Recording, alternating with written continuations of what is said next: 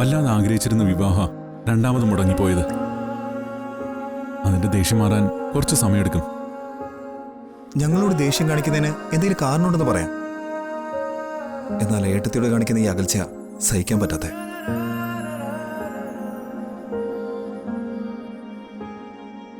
ഇതിപ്പോ നമുക്കാർക്കെങ്കിലും എന്തെങ്കിലും ചെയ്യാൻ പറ്റുന്ന കാര്യമാണോ? ഒരു കാര്യവും അച്ഛൻ കേൾക്കാൻ കൂട്ടാക്കുന്നില്ല. അവന്തികടുത്തേക്കാണെങ്കിൽ ദേഷ്യവും. അതൊക്കെ ഒന്ന് മാറട്ടെ, എല്ലാം ശരിയാവും. പിന്നെ അർച്ചനെ പൂർണ്ണമായും തള്ളിക്കളഞ്ഞെന്ന് പറയാനാവില്ലല്ലോ. അതല്ലേ, അർച്ചന അവന്തികടുത്തോട് നിന്നെ തിരികെ കൊണ്ടുവരണമെന്ന് കാര്യമായിട്ട് ആവശ്യപ്പെട്ടപ്പോൾ ഏട്ടത്തേക്ക് കാര്യം മനസ്സിലായതും അച്ഛനോട് സംസാരിച്ച് നിന്നെ തിരിച്ചു വിളിക്കാൻ സമ്മതിച്ചതും. എന്റെ ഇവന്റെയും കാര്യത്തില് കൂടുതലായി തലയിട്ടതിന് അച്ചുചേച്ചി ഇപ്പോ വല്ലാതെ വിഷമിക്കുന്നുണ്ടല്ലേ? ഇങ്ങനെയൊക്കെ ആവും കാര്യങ്ങളെന്ന് സ്വപ്നത്തിൽ പോലും ഞാൻ കരുതിയില്ല. അതൊക്കെ പോട്ടെ. നീ എന്നല്ല, ആരും കരുതിയതല്ല നടന്നതും നടക്കുന്നതും. സച്ചേട്ടൻ പറഞ്ഞ പോലെ അച്ഛൻ്റെ ദേഷ്യമൊക്കെ മാറുമ്പോൾ എല്ലാം ശരിയാവും. നിങ്ങൾ നന്നായിട്ട് ജീവിച്ചാൽ മതി. അപ്പോൾ താനെ അച്ഛൻ നിങ്ങളെ സ്നേഹിച്ചു തുടങ്ങും.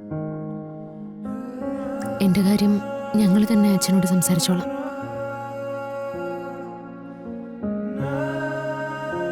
നിങ്ങൾ രണ്ടുപേരെയും വിവാഹം കഴിപ്പിക്കുക, ഒരുമിച്ചാക്കുക എന്നത് മാത്രമായിരുന്നു എൻ്റെ മനസ്സിൽ.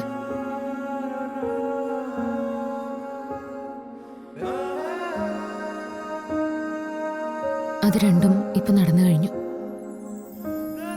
ഇനിയുള്ളതൊക്കെ സമയം പോലെ മാറിക്കോളും.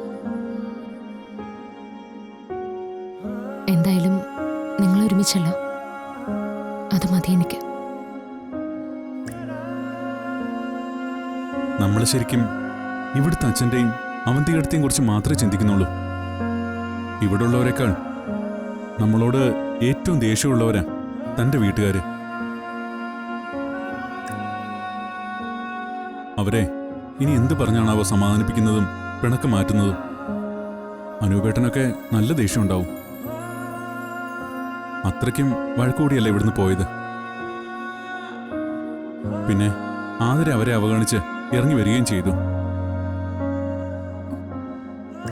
ശരിക്കും പ്രധാന പ്രശ്നം കിടക്കുന്നത് അവിടെയാ. രണ്ടുപേര് തമ്മിൽ സ്നേഹിക്കുകയും അവരവരുടെ ഇഷ്ടത്തിന് ഒന്നിക്കുകയും ചെയ്യുമ്പോൾ ഏതൊരു വീട്ടിൽ നടക്കുന്നതേ ഇവിടെ നടന്നിട്ടുള്ളൂ സച്ചേട്ട. പിന്നെ അപമാനഭാരം ദേഷ്യമാവുന്നേ ഉള്ളൂ. അനുപേണ്ണ ആതിര ഇങ്ങോട്ട് വരുന്നതിൽ നല്ല എതിർപ്പുണ്ടായിരുന്നു. എന്താ കാര്യം എന്നുള്ളത് സച്ചേട്ടൻ അറിയാലോ. പിന്നെ സന്ദീപായി ഉണ്ടാക്കിയ പ്രശ്നങ്ങൾ വേറെ. അതിൻ്റെ കൂടെ ആതിര ഗർഭിണിയായി. ഇതൊക്കെ സാധാരണ ഒരു കുടുംബത്തിന് താങ്ങാവുന്നതിലും അപ്പുറം. എല്ലാം ശരിയാവുന്ന പ്രതീക്ഷിക്കാനേ നമുക്ക് കഴിയും.